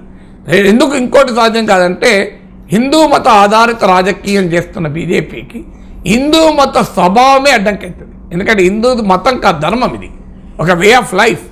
అందువల్ల ఇలాంటి ధర్మం ఆధారంగా ఉండేటువంటి ప్రజల్ని అంత సులభంగా విద్వేషం వైపు నడిపించలేరు. ఎందుకంటే ఎక్కడో కానా అడ్డం వస్తుంది. నువ్వు మీకు ఈ విద్వేషపూరిత వ్యాఖ్యలు చేసే వారి ఉపన్యాసాలు విని ఒక్కసారి భగవద్గీత విన్నాం అనుకోండి, మొత్తం ఎవరి మీద కోపం వస్తుందో మీరే చూడండి. మీరు ఈ పర్వేజు ఇలాంటి వాళ్ళు, రమేష్ బిదూరి, వీళ్ళు చేసిన వ్యాఖ్యలు విని ఒక్కసారి భగవద్గీత చదవండి, మీ మనస్సులో ఎలాంటి భావన కలుగుతుందో. ఏమన్నాడండి రమేష్ బిదూరి, ఏమన్నాడు ప్రజ్ఞా సింగ్ అన్న భావన కలుగుతుందా? నా ధర్మం ఒప్పుకోదే ఈ విద్వేషాన్ని అనే భావన కలుగుతూ మీరు ఎక్స్పెరిమెంట్ చేయండి. నేనేం చెప్పను. మీరు బీజేపీ నాయకులు ఎప్పుడైనా మత విద్వేషాలు రెచ్చగొట్టే వ్యాఖ్యలు చేశాక ఇమీడియట్గా వెళ్ళి మీరు భగవద్గీత చదవండి, ఇమీడియట్గా వెళ్ళి మీరు రామాయణం చదవండి. మీకు గనక ఆ విద్వేషపూరిత వ్యాఖ్యలు చేయడమే కరెక్ట్ అని అనిపిస్తే అప్పుడు నాకు చెప్పండి. ఇంపాసిబుల్ అనిపించదు. అదేంటి, మన ధర్మం అంగీకరించదే, మన ధర్మం ఇట్లాంటిది కాదే అనే భావన కలుగుతుంది మెజారిటీ ప్రజలకు. అక్కడే సమస్య వస్తుంది. అందుకే ఆ విద్వేషాన్ని పరిమితమైన నియంత్రణలో ఒక కంట్రోల్డ్ సర్క్యులేషన్ ఆఫ్ హేట్ అనేది బీజేపీ కోరుకుంటుంది. వీళ్ళు ఏంటంటే ఒకసారి వీళ్ళు మిసైల్స్ ప్రయోగించాక అప్పుడప్పుడు మిస్ఫైర్ అవుతూ ఉంటారు. సో వీళ్ళను పార్టీ ప్రయోగిస్తుంది, వాళ్ళు మిస్ఫైర్ అయిపోయి ఒక్కోసారి లిమిట్లెస్ అన్కంట్రోల్డ్ విద్వేషాన్ని నుంచి బీజేపీకి ఛాలెంజ్గా మారుతారు, మోడీ గ్లోబల్ ఇమేజ్కి ఛాలెంజ్గా మారుతారు. అప్పుడు అలాంటప్పుడు వీళ్ళపైన మళ్ళీ చర్యలు తీసుకుంటారు. అంతే తప్ప సీరియస్గా దీన్ని వ్యతిరేకించాలి అంటే ధర్మ సంసదల పేరిట జరుగుతున్న హింసాయుత ఉపన్యాసాలు ఆపారా? అందువల్ల ఇది మార్పు కాదు, ఇది వ్యూహాత్మకం. Right sir. ఇక బీఆర్ఎస్ పార్టీ హైదరాబాద్ స్థానం నుంచి అభ్యర్థిని పెట్టింది సార్. కాంగ్రెస్ విషయంలో నాకు తెలిసి 1-2 డేస్లో క్లారిటీ రావచ్చు. భారతీయ జనతా పార్టీ కూడా అభ్యర్థిని పెట్టింది. సో ఎంఐఎం హైదరాబాద్ స్థానం ఎంఐఎంకే గత కొన్ని దశాబ్దాలుగా ఆ పార్టీయే గెలుచుకుంటున్న పరిస్థితి. సో ఎంఐఎంను హైదరాబాద్ స్థానంలో ఈ పార్టీలు ఓడించగలవా అంటే సార్? అని మీరు ఇప్పుడు ఇవాళ పత్రికల్లో నమస్తే అనుకుంటా, ఎంఐఎంతో దోస్తీ డబుల్ గేమ్ ఎట్లా సాధ్యమవుతుంది? ఇప్పుడు ఎంఐఎంతో దోస్తీ అనేది అదే వార్తలు చెప్తారు, అదే వార్తలో ఎంఐఎంను ఓడించడానికి ప్రయత్నం చేస్తారు. ఓడించడానికి ప్రయత్నం చేస్తే దోస్తాను ఉండదు, దోస్తాను ఉంటే ఓడించడానికి ప్రయత్నం చేయాలి. దాన్ని డబుల్ గేమ్ అంటారు. ఎట్లయితే డబుల్ గేమ్ అదన్నారు. డబుల్ గేమ్ అనేది ఏంటంటారంటే నీవు పైకి మాత్రం సంబంధం లేదని చెప్తూ వెనకాల కలిసితే డబుల్ గేమ్ అవుతుంది. నువ్వు ఓడించాలనుకున్నావు డబుల్ గేమ్ ఎట్లయితుందండి? సింగిల్ గేమ్ అవుతుంది. డైరెక్ట్గా ఓడించాలనుకున్నప్పుడు ఇది దోస్తాను ఉంటుందా? ఒకవేళ నిజంగానే ఓడించాలనుకున్నప్పుడు దోస్తాను చేస్తానే పడుతుంది వాడిని. ఆ డబుల్ గేమ్ అన్నారు. డబుల్ గేమ్ అనేది కాంట్రడిక్టరీ పర్పస్ ఉండదు, కామన్ పర్పస్ కొరకు ఉంటుంది. డబుల్ గేమ్కి ఉన్న ప్రత్యేకత ఏంటంటే కామన్ పర్పస్. అంటే ఇక్కడ కాంట్రడిక్టరీ పర్పస్ కదా. ఇప్పుడు దోస్తానమో ఎంఐఎంను ఉపయోగించుకోవటానికి, ఓడించడమో ఎంఐఎం లేకుండా చేస్తానికి. ఈ రెండిట్లో సాధ్యమవుతుంది. అందువల్ల ఇప్పుడు అది ఎందులో ఏదో ఒకటే నిజమవుతుంది. ఇప్పుడు భారతీయ జనతా పార్టీకి ఏంటంటే కాంగ్రెస్కి ఏంటంటే ఎంఐఎం అవసరం. ఇప్పుడు ఎంఐఎంకు 7 సభ్యులు ఉన్నారు. సో మెజారిటీ లేని ఏ అధికార పార్టీకైనా ఎంఐఎం అవసరం. సో అందువల్ల they want to keep MIM in good humour. అదే సమయంలో రాజకీయంగా కాంగ్రెస్ పార్టీకి ఎంఐఎం ఒక ఛాలెంజ్. రాజకీయ పార్టీగా ఛాలెంజ్ ఏంటంటే రేపు ఎప్పుడు మరి బీఆర్ఎస్తో కలుస్తారేమో, దేశవ్యాప్తంగా కాంగ్రెస్ ప్రయోజనాలను దెబ్బతీసే విధంగా పరోక్షంగా బీజేపీకి ఉపయోగపడే రీతిలో ఓవైసీ దేశమంతటా వెళ్ళి పోటీ చేసి అక్కడ ముస్లిం ఓట్లు తన వైపు తిప్పుకొని యాంటీ బీజేపీ బలమైన పార్టీలు దెబ్బతీస్తున్నాడు. అందుకే తెలంగాణలో 7 సీట్లకే పరిమితం అవుతాడు, ఉత్తరప్రదేశ్లో 70 సీట్లు పోటీ చేస్తాడు వెళ్ళి. సో అందువల్ల ఎంఐఎం వల్ల జరుగుతున్న సమస్యది. అందుకొరకు ఎంఐఎంను వీకెండ్ చేసుకోవడానికి ఒక ప్రయత్నం నిజంగా చేస్తే, సిన్సియర్గా చేస్తే అది కాంగ్రెస్కి బెనిఫిట్ అవుతుంది. ఆ ప్రయత్నం కాంగ్రెస్ చేయలేదు 10 ఏళ్ళు, బీఆర్ఎస్ అసలే చేయలేదు. ఇప్పుడు బీఆర్ఎస్ చేస్తున్న సమస్య అదే. ఓల్డ్ సిటీలో తనకు 88 సీట్లు ఉన్న సమయంలో ఎంఐఎం పైన గనక పోరాటం చేసి ఎంఐఎంను ఎదుర్కొని ఉండుంటే బీఆర్ఎస్కు 2 రకాల లాభం అయ్యేది. ఒకటి, బీజేపీ హిందూ పోలరైజేషన్ కౌంటర్ అయ్యేది. ఎందుకంటే ఇక్కడ ఓవైసీతో పోరాడుతున్నప్పుడు బీజేపీ చెప్తున్న కారు స్టీరింగు ఎక్కడుంది అనే చర్చ రాదు కదా. రెండోది ఏమో అంటే ఇవాళ ఎంఐఎం బలంగా లేకపోతే ఆ 7 ఎమ్మెల్యేలు కాంగ్రెస్కి ఉండరు కదా. ఇప్పుడు అందువల్ల బీఆర్ఎస్ తన షార్ట్ టర్మ్ పొలిటికల్ ఆబ్జెక్టివ్స్ కొరకు బీఆర్ఎస్తో కలిసింది. 63 ఉన్నప్పుడు కలిసి ఉంటే అర్థం ఉంది. 88 ఉన్నప్పుడు ఎందుకు కలిసి ఉండాలి? 88 ఉన్నప్పుడు ఓల్డ్ సీట్లో కూడా ఎంటర్ అయ్యి తన అధికారాన్ని ఉపయోగించుకొని ఎంఐఎంకు పోటీ అయ్యి అక్కడ బలపడి ఉండుంటే ఇవాళ ఎంఐఎంకి 7 సీట్లు వచ్చేవి కాదు. అది బీఆర్ఎస్కు కాంగ్రెస్కు ఉపయోగపడేవి కాదు కదా. అందువల్ల రాష్ట్రంలో అధికారంలో ఉన్న పార్టీలు అనుసరిస్తున్నటువంటి ఒక షార్ట్ సైటెడ్నెస్ వల్ల ఎంఐఎం బలపడుతుంది. అందువల్ల ఇప్పుడు ఆ ప్రయత్నం ఇప్పుడు ఎంబీటీ రూపంలో ప్రయత్నం జరిగింది, కానీ అది అంత సీరియస్ ఛాలెంజ్ చేయలేకపోయింది. ఇంకోటి కూడా కాంగ్రెస్కి అవసరం, ఎంఐఎం ఉన్నంత కాలం బీజేపీ ఉంటుంది. మీరు అది గుర్తుపెట్టుకోండి. అంటే ముస్లింలు 14%, 12% తెలంగాణలో 12%గా ఉన్న ముస్లిం ఓట్ల ఆధారంగా ఒక ఎంపీ, ఒక 7 ఎమ్మెల్యే సీట్లు ఒక పార్టీ తెచ్చుకుంటుంటే 81 క్రిస్టియన్లు 6 వాళ్ళు తీసేస్తే 85% కన్నా ఎక్కువ ఉన్న హిందువులకు ఉండకూడదు అని బండి సంజయ్ అడుగుతున్నాడు. బండి సంజయ్ అడిగేదానికి కౌంటర్ ఏముంటుంది అంటే మేమంతా హిందువులం కాదా అని బీఆర్ఎస్ అనొచ్చు, కాంగ్రెస్ అనొచ్చు, కానీ మేము హిందూ పార్టీ అని గర్వంగా చెప్పుకోగలుగుతారా? వీళ్ళు చెప్పుకోలేదు కదా. సో బీజేపీ గర్వంగా చెప్పుకుంటా నేను హిందూ పార్టీ అని. అందువల్ల అక్కడ సమస్య వస్తుంది. అందువల్ల ఎంఐఎం ఉన్నంత కాలం బీజేపీ ఛాలెంజ్ ఉంటుంది. అందువల్ల కాంగ్రెస్కు భవిష్యత్ రాజకీయ వ్యూహం ఉంటే ఎంఐఎం ఇలాకాలోపు ఎదుర్కొంటే లాభం. అయితే 65 మంది ఎమ్మెల్యేలు ఉన్నప్పుడు ఆ ధైర్యం కాంగ్రెస్ చేస్తుందా? ఎందుకంటే బలం ఉన్నప్పుడే చేయలేదు. సో ఇప్పుడు బలం లేనప్పుడు చేస్తా అనేది క్వశ్చన్ మార్క్. Right sir. ఇక ఎన్డీఏలో బీజేపీ తర్వాత తెలుగుదేశం టాప్ అనే వార్తను ఒక పత్రిక, అంటే తెలుగుదేశం పార్టీకి ఫేవర్గా ఉంటుంది అనే ఆరోపణలు ఉన్న ఆంధ్రజ్యోతి పత్రిక హైలైట్ చేస్తుంది సార్. ఎన్డీఏ కూటమిలో భారతీయ జనతా పార్టీ అతిపెద్ద పార్టీ. ఆ పార్టీ 450 స్థానాల్లో పోటీ చేస్తోంది. ఆ తర్వాత తెలుగుదేశం పార్టీ 17 స్థానాల్లో పోటీ చేస్తుంది. డిఫరెన్స్ చూస్తే అక్కడ 433. కానీ దీన్ని చాలా పెద్ద మీరు తెలుగుదేశం అనుకూల పత్రిక అని అన్నారు, నేను అనలేదు అనే ఆరోపణలున్న అందుకే ఇప్పుడు. ఎందుకంటే నేను ఒక రోజు అన్నానని చెప్పి రాధాకృష్ణ నా పైన ఒక కొత్త పలుకులు పలికారు. సో దానిపైన ఆయన లెబరీస్ పోయెట్ ఖలీల్ జిబ్రాన్ కవితను ఉద్దేశిస్తూ చేస్తే నేను దానికి రిప్లై కూడా ఇవ్వాల్సి వచ్చింది. అందువల్ల ఇప్పుడు క్యావియట్ ఏంటంటే, మొదటి డిస్క్లైమర్ ఏంటంటే నేను అనలే, అది మీరు అంటున్నారు. అది ఆరోపణ అంటే మాత్రమే అంటూ నేను స్టేట్మెంట్ ఇవ్వట్లేదు. ఏదన్నా ఏమన్నా అనుకోండి, మీకు స్వేచ్ఛ ఉంది, కానీ నాకు కూడా స్వేచ్ఛ ఉంది. కానీ నేను అది నాకు ముఖ్యం కాదు. ముఖ్యం ఏంటంటే ఇది ఎందుకు ఇలా ప్రొజెక్ట్ చేయాలి. ఇప్పుడు ఎందుకు 400 ఎక్కడ 400కు పైగా సీట్లు, ఎక్కడ 17 సీట్లు ఏమైనా పోలికుందా? వెనకటి తెలుగులో సామెత ఉంది, నేను 1000 ఆవులు కాపు కాస్తాను, 999 మా ఆసామి అయితే ఒకటి నాది అంటాడు వాడు. సో 999 ఆవులు వాళ్ళ యజమానిది కాపు కాస్తూ మధ్యలో తన ఆవు కలుపుతూ నేను 1000 ఆవులు అని చెప్పుకున్నట్టు ఉంటుంది. సో అందువల్ల ఏమన్నా అసలు కంపారిజన్ ఉందా? వాడ పుటిన్కు 88% ఓట్లు వచ్చాయి, ఆయన ప్రత్యర్థికి 4% ఓట్లు వచ్చాయి. సో అది ప్రజాస్వామ్యాన్ని పుటిన్ చెప్పుకున్నట్టు ఉంటుంది. సో ఇక్కడ బీజేపీకి ఎన్ని సీట్లు పోటీ చేస్తుంది, టీడీపీ ఎన్ని సీట్లు, ఎందుకు మరి ఇలా రాసుకోవాల్సి వస్తుంది అంటే మీరు ఆరోపించినటువంటి తెలుగుదేశం అనుకూల కోట్ అండ్ కోట్ మీడియాలో అంటే అలెజెడ్లీ ప్రో టీడీపీ మీడియాలో అంటే ఒక రకమైన ఆత్మస్థైర్యం కోల్పోవడం అంటారు దీన్ని.